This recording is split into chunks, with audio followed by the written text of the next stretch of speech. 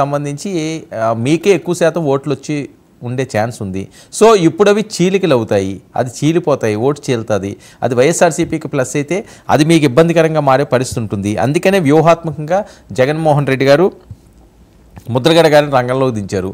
మరొక వైపు వంగవీటి రాధా గారు కూడా జనసేనలో జాయిన్ అవుతున్నట్టు పెద్ద ఎత్తున ప్రచారం జరుగుతున్న నేపథ్యం. మరి అందుకే పవన్ కళ్యాణ్ గారు ఉభయ గోదావరి జిల్లాల మీద ప్రత్యేక ఫోకస్ పెట్టడమే కాకుండా కాపు నాయకులకి ఆయన ఒక లేఖని కూడా రాయడం అన్నది పెద్దగా ప్రచారం జరుగుతున్న నేపథ్యం. సో ఏంటి సరిదిద్దుకునే ప్రక్రియ, లేకపోతే డ్యామేజ్ అవ్వకుండా చేసే విధంగా చర్యలు చేపడుతున్నారా, ఏమనుకోవాలి? వరం గారు, మీకు ప్యానల్లో పెద్దలకి 99 ప్రేక్షకులకు నమస్కారం అండి. నమస్తే అండి. ఈ రోజు కొత్తగా వేసిన స్టంట్లు అయితే కాదు, ఈ వైఎస్ఆర్సీపీ స్టంట్లు. పవన్ కళ్యాణ్ ఉభయ గోదావరి మీద దృష్టి పెట్టడం అయితే వాస్తవం. ఎందుకు వాస్తవం అన్న చెప్తున్నా. మాకు ఉత్తరాంధ్రలో ఫుల్ మెజారిటీ టీడీపీని జనసేనని మంచి ఓటు బ్యాంక్ గెలిపించడానికి రెడీగా ఉన్నారు. ఈ ఉభయ గోదావరిలో మట్టికి జగన్మోహన్ రెడ్డి గారు కాపుల్లో ఏదో అలజడి సృష్టించేసి ఏదో కాపులకి అన్యాయం జరిగిపోయింది, కాపులకి ఇలా చేసేస్తాను అలా చేసేస్తాను చెప్పేసి రాగాలు పలకడం, భీమవరంలో మీటింగ్లు పెట్టడం, ఎవడో రౌడీలు పెట్టి ఈ రౌడీ నా మీద దమ్ముంటే నా మీద పోటీ చేయి, నా మీద పోటీ అని చెప్పేసి ఆ కాకినాడ ఎమ్మెల్యేలు అందరినీ గెలిపి అడావుడు చేయడం, రెచ్చగొట్టడం, ఇవన్నీ జగన్మోహన్ రెడ్డి వ్యూహాలు. ఇవన్నీ తెలుసు. కానీ ఒక్కటి మాత్రం వాస్తవం, పవన్ కళ్యాణ్ గారు ఉభయ గోదావరిలో దృష్టి పెట్టింది వన్ మ్యాన్ ఆర్మీ లాగా ఒకే దిశలో గెలుపు. మొత్తం total vote bank TDP Janasena అధికారంలో రావడానికి ట్రై చేస్తున్నారు. వైఎస్ఆర్సీపీ అన్నది ఉభయ గోదావరిలో తుడుచుకుపోవాలి, ఒక్క ఓటు కూడా రాదు. ఎందుకంటే కాపులకి చాలా అన్యాయం చేశారు జగన్మోహన్ రెడ్డి గారు. నేను అది పొడి చేస్తాను ఇది పొడి చేస్తానని చెప్పాడు. ఒక్కొక్క మీటింగ్ లో అయితే నేను ఇవ్వడనే క్లియర్ గా చెప్పాడు. అయినా తెలియక మా నాయకులు ఇంకా జగన్మోహన్ రెడ్డి ఏదో చేసేస్తాడు ఏదో పొడి చేస్తాడని చెప్పేసి కొంతమంది పదవులకు కక్కుర్తుపడి జాతిని తాకట్టు పెడుతూ అటుపక్క వెళ్తున్నారు. వాళ్ళకి వీళ్ళకి అందరూ కలిపి చెప్తున్నారు. పవన్ కళ్యాణ్ గారు అయితే ఒకటే చెప్తాను, నేను కులానికో ఇంకో దానికో కాదు, కులం నా కులంలో పుట్టి ఉన్నాను కానీ నా కులానికి చేస్తూ ప్రజలందరూ బాగుండాలి. ఉభయ గోదావరి లాంటి పచ్చని పంట పొలాల ఏరియాలు కూడా కాపాడాలి. అక్కడ చేస్తున్న అవినీతి మైనింగ్లు కానీ అవినీతి కానీ జనాలని కాపాడడం కోసం ఈ రోజు పవన్ కళ్యాణ్ ఉభయ గోదావరిలో క్లీన్ షీట్ వైఎస్ఆర్సీపీ అనే జెండా ఎగరకూడదన్నది మా ధ్యేయం. ఉత్తరాంధ్రలో అంటారా టీడీపీకి జనసేనకి ఫుల్ మద్దతు ఉంది. అక్కడ ఏం ప్రత్యేకించి ప్రసారాలు చేయక్కర్లేదు. ఎప్పుడు పార్టీ ఎలక్షన్లు వస్తే ఎదురు చూస్తున్నారు. ఎందుకంటే చంద్రబాబు నాయుడు గారు గతంలో చూసిన అభివృద్ధి చూశారు. అలాగే పవన్ కళ్యాణ్ గారు ఉత్తరాంధ్ర కోసం పోరాటాలు చూశారు, ఉత్తరాంధ్ర వలసల మీద చేసిన పోరాటాలు చూశారు, అలాగే ఉద్దానం వెలుగులో తీసుకొచ్చిన పోరాటాలు చూశారు. ఉత్తరాంధ్రపై పెద్దగా దృష్టి పెట్టాల్సిన పర్లేదు, మేమందరం గట్టిగా పోరాడుతున్నాం. పవన్ కళ్యాణ్ ఉభయ గోదావరిలో మటుకి జనసేన జెండా కానీ జగన్మోహన్ రెడ్డి లాంటి అవినీతి నీడ అనేది పడకూడదు ఆ పచ్చని పొలాల మీద. అదే మా పవన్ కళ్యాణ్ గారి ప్రత్యేక ధ్యేయం. మిగతా విషయాల్లో ఎన్ని రకాలుగా చిత్రాలు చేసినా ఎన్ని రకాల స్ట్రాటజీ ఇచ్చినా మా కాపు నాయకులు పదవులు ఇస్తాం రెచ్చగొట్టినా సరే వాళ్ళందరూ సిట్టుగా ఓడిపోయి చరిత్రహీనులు అయిపోతారు తప్ప వాళ్ళు అక్కడ గెలిచేది లేదు, ఏదో గొప్పలు సాధించేది. సైలెంట్ గా పోటీ చేయకుండా కానుకుంటే గొప్పలు అవుతారు.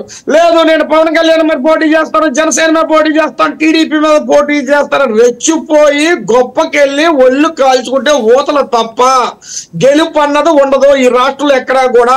రాయలసీమలో కానివ్వండి, ఉత్తరాంధ్రలో కానివ్వండి, ఉభయ గోదావరిలో కానివ్వండి, బెజవాడలో కానివ్వండి ఎగిరే జెండా టీడీపీ జనసేన ఉమ్మడి జెండా.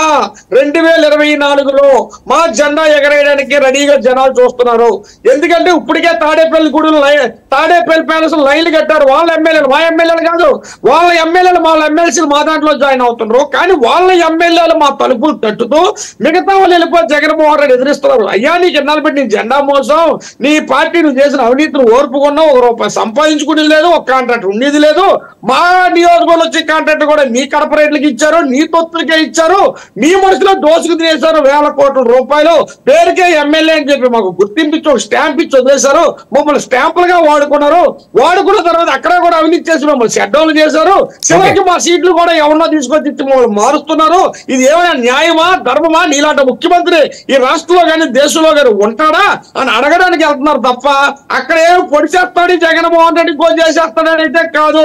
జగన్మోహన్ రెడ్డికి దిక్కి తోసిన స్థితిలో ఏం చెయ్యాలో అర్థం కాక తల పట్టుకొని పవన్ కళ్యాణ్ గారు వేసే పాచికలకు పయత్తులకి ఏం ఎక్కడి నుంచి ఎదుర్కోవాలో తెలియక మెంటల్ అయిపోయారు. తాడేపల్లి ప్రదేశంలో ప్రత్యక్షం అయిపోయి ఏమి చేయలేక అక్కడెక్కడ తలో పొలవ పెడుతున్న మీటింగ్ లో పవన్ కళ్యాణ్ గారు భార్యల కోసం మాట్లాడే దిగజారిపోయిన స్థితికి ఈ రోజు మన రాష్ట్ర ముఖ్యమంత్రి గారు జగన్మోహన్ రెడ్డి గారు దిగజారిపోయారంటే మా ఓటమి మేము గెలిచినట్టే. వాళ్ళు వాళ్ళు ఓటమిని అంగీకరించే మాకు గెలుపు శ్రీనివాస్ గారు, శ్రీనివాస్ గారు, ఎప్పుడో మా కూటమి గెలిచింది. ఉన్నాం మాలో మాకు ఎక్కడ కుమ్ములాట్లు లేవు.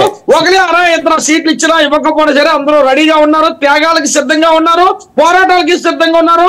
టీడీపీ జనసేన జెండా ఎగరేయడానికి కూడా సిద్ధంగా ఉన్నారు వర్మ గారు. ఓకే, ముద్రగడ గారు అనే అస్త్రాన్ని, వంగవీటి రాధా అనే అస్త్రాన్ని ప్రయోగించబోతున్నారు. అది జనసేనకే ఎఫెక్ట్ అయ్యే అవకాశం ఉంటుంది. అవసరమైతే ముద్రగడ గారు ఆయన మీద పోటీకి కూడా వెనకాడరు అని వస్తున్న టాక్. అదే జరిగితే ముద్రగడ గారు పెద్ద ఆయన, మా కాపు ఉద్యోగంలో చాలా ఉద్యోగాలు చేసి నేను కూడా ఆయన ఓ శిష్యుణ్ణి. ఆయన అంటే చాలా ఇష్టపడే వ్యక్తిని. ఆయన మీద అపారమైన గౌరవం ఇప్పటికి కూడా ఉంది. ఆయన ఇలాంటి పిచ్చి పనులు అయితే చేయరు. కాపం ఆయన ఖాళీగా ఉంచుకుంటారు. రెచ్చగొట్టి కులయోక్షణ పెట్టి కుల గొడవలు పెట్టి జాతిని విభజించడానికి ఈరోజు జగన్మోహన్ రెడ్డి పుట్టాడు. ఆ జాతి విభజించే దాంట్లో ముద్రగడ పెద్ద వయసులో ఉన్న ఆయన కనుక ఆయన ఆలోచన శక్తి పెరుగుతుంది. నిన్న పవన్ కళ్యాణ్ గారు చెప్పింది, పవన్ కళ్యాణ్ మా లేఖలో ఉన్న విషయం చూశారు మీరు. మా తలుపులు తెలిసే ఉంటాయి. కాపు పెద్దలారా మీరు మోసపోకండి. జగన్మోహన్ రెడ్డి గారు అవినీతి ముఖ్యమంత్రి, అతికి తెలివితేటలు వాడుతున్న ముఖ్యమంత్రి వల్ల మీరు పడక్కర్లేదు. మీరు ఎప్పుడూ కలిపి అందరూ మా గేట్లు తరచు రండి, మీకు ఇవ్వాల్సిన గౌరవం ఇస్తామని చెప్పి చాలా క్లారిటీగా చెప్పాం. వంగవీటి రాధా గారు అంటారా, ఆయన వెళ్తానన్నది లేదు, చేసింది వీళ్ళే అడావులు చేస్తూ ఆయనతో ఫోటో తీయడానికో వీడియో చేసుకుంటూ ఎక్కడో ఎయిర్పోర్ట్ లో మిథున్ రెడ్డి కలిసి దాన్ని వాళ్ళు సాక్షి తొత్తు మీడియాలో మా పార్టీలోకి వచ్చేస్తున్నట్టు ఇన్ని కోట్లు ఇచ్చేస్తాం ఈ పదం అడావుడి చేసి చెప్తాం. ఒక రకమైన గందరగోళం సృష్టించడం తప్ప జగన్మోహన్ రెడ్డి మరి కూడా ఏది చేత కాదు. ఈయన చెప్తే ఎంతసేపు కులాలు విభజించడం, మతాలు విభజించడం, మతాలను రెచ్చగొట్టడం, మనోభావాలు దెబ్బతీసే ముఖ్యమంత్రి తప్ప ఏ రోజు రాష్ట్రం బాగుండాలి, ప్రజలు బాగుండాలి, రైతులు బాగుండాలి, శ్రీనివాస్ గారు ఒక్క విషయం. ఓకే, ముద్రగడ గారు లేకపోతే వంగవీటి రాధా గారు వైఎస్ఆర్సీపీలోకి వెళ్తున్నారు, ఆల్మోస్ట్ అంతా కూడా క్లియర్ అయ్యింది అని చెప్పి ప్రచారాలు అయితే జరుగుతుంది. కానీ జనసేనలోకే మరి వాళ్ళని తీసుకోవచ్చు కదా. మీరు కాపు సామాజిక వర్గం అంటున్నారు, మీ కాపు కళ అంటున్నారు, పెద్ద నాయకులు, మీరెందుకు ఆ పిలుపు లేదు, మీ దగ్గరికి ఎందుకు రాలేకపోతున్నారు? మేమెక్కడా తీసుకోమని చెప్పలేదు. మా తలుపులు తెరిసే ఉన్నాయి. బలవంతంగా బొట్టెట్టి ఎవరిని పిల్లరు. పార్టీలో పవన్ కళ్యాణ్ గారు విధి విధానాలు వచ్చి, ఆ యొక్క అవభావాలు వచ్చి, పార్టీ కట్టుబాట్లు వచ్చి ఎవరైనా రావచ్చు. జనసేన పార్టీ అనేది ప్రజలకు సేవ చేసే పార్టీ, నిజాయితీ గల పార్టీ, నీతైన పార్టీ, రైతుల్ని, ప్రజల్ని, ఉద్యోగస్తులు, ఆడపిల్లకి గుడ్డెట్టే పార్టీ. ఆ భావాలు వచ్చిన వాళ్ళు ఎవరైనా రావచ్చు.